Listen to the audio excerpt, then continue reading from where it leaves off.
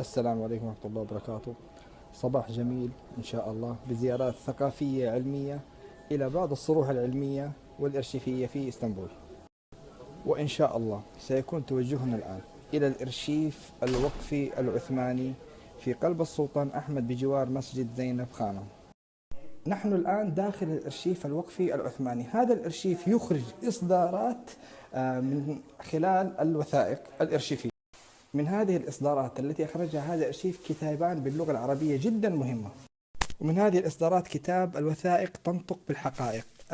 يقوم هذا الكتاب بتأليف الدكتور أحمد آق قندز، ومن خلاله يتم التعرف على حقبة تاريخية سابقة، وأيضا يتحدث عن التاريخ الحديث.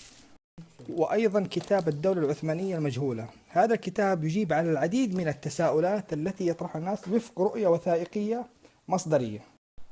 أما أغلب الإصدارات الموجودة عندنا فهي باللغة التركية واللغة الإنجليزية. طبعا جميع هذه الإصدارات هي عبارة عن قراءة للوثائق.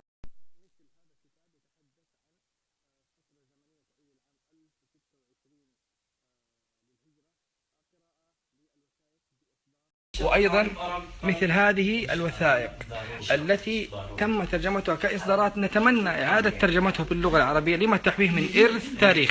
هذا ما نتمنى أن تقوم به المراكز البحثية، أن تقوم بترجمة الإصدارات التي تتحدث عن تاريخ المنطقة إلى لغتنا العربية. والجميل أن القائمين في مثل هذه المراكز الوقفية البحثية مستعدين على ترجمة مثل هذه بالتعاون مع مراكز بحثية في الوطن. وهذه مجموعة من الوثائق التي تخص نور الدين النورسي بديع الزمان بألواح. طبعا الأرشيف خاص.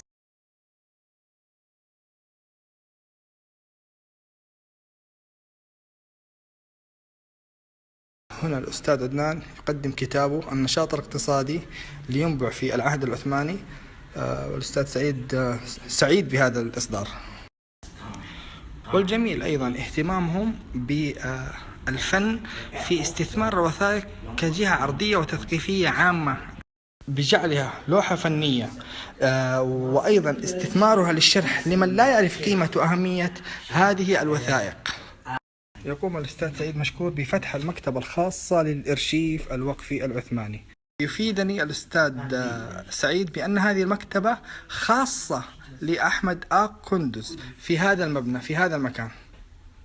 طبعا المكتبة تقريبا تاريخية، تحوي العديد من المصادر التاريخية باللغة التركية وأيضا باللغة العربية. مصطلح علم المنطق. من المعلوم أنه بديع الزمان كان يعتبر مجدد في فترة من الفترات التي مرت بها تركيا في نهاية الحرب العالمية الأولى، وكان له مواقف بطولية خلدت له تاريخ. والأستاذ هنا سعيد والأستاذ عدنان يطلعون على بعض المؤلفات التي تحوي العديد من الوثائق الخاصة بالمدينة المنورة.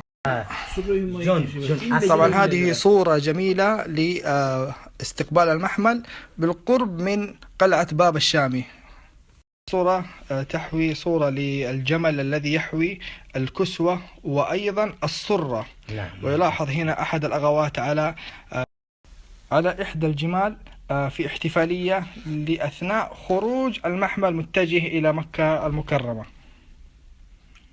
انتهت زيارتنا في هذا الأرشيف الوقفي الذي يقوم بترجمة الوثائق وتحويلها إلى إصدارات ومؤلفات يستفيد منها الباحث كذلك القارئ. طبعا انتهت زيارتنا من الأرشيف الوقفي العثماني، وختامها سلام قولا من رب رحيم.